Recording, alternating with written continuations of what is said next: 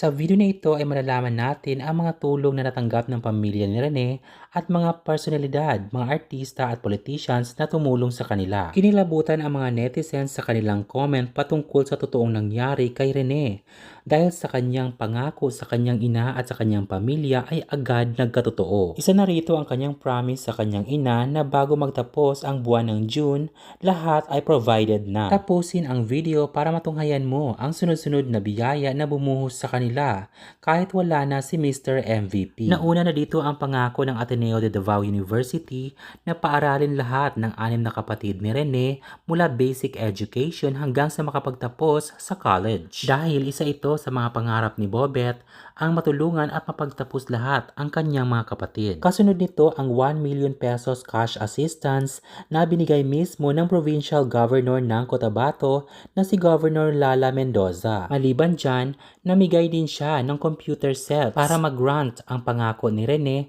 na magbibigay siya ng mga computer sa dati niyang paaralan. Nangako rin ang Carl Balita Review Center na i-grant ang promise ni Rene sa kanyang alma mater na mga computers. Nag-abot din ng cash assistance ang Team WB and Sofia basketball team. Isa ring fashion designer ang nangakong mamimigay ng business para sa naiwang pamilya ni Rene.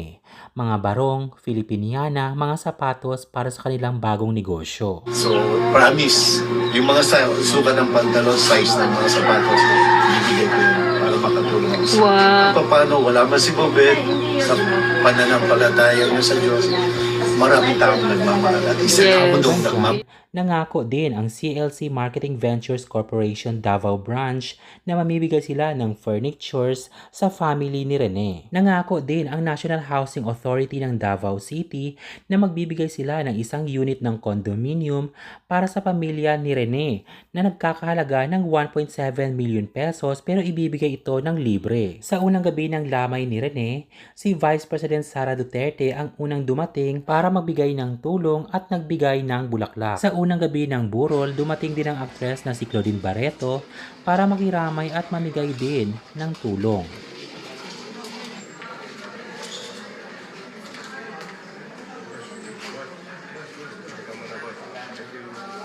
Nakiramay din ang magkapatid na si Bibi Gandanghari at ang kanyang kapatid na si Senator Robin Padilla. Ang aktres na si Sofia Andres ay nagpost sa kanyang socials at nagtanong kung paano siya makapunta sa wake ni Rene bago siya makabisita doon. Nag-abot ng tulong at bumisita din si Senator Bongo sa burol ni Rene. Siya ay nakiramay sa nangyari at nirigaluhan din niya ng brand new phone ang kapatid ni Rene. Usap-usapan na nabigay din ng tulong ang actors na sina Vice Ganda at Coco Martin. Dumalaw din sa huling lamay ang mga PBA players na sina Scottie Thompson at Nards. Sa kakapasok lamang ng balita kanina, ang officials ng Ateneo University ay makikipagkita at makikipag-usap sa family ni Rene para pag-usapan ang problema. Ano ang masasabi niyo sa balitang ito? Mag-comment at mag-subscribe for more updates.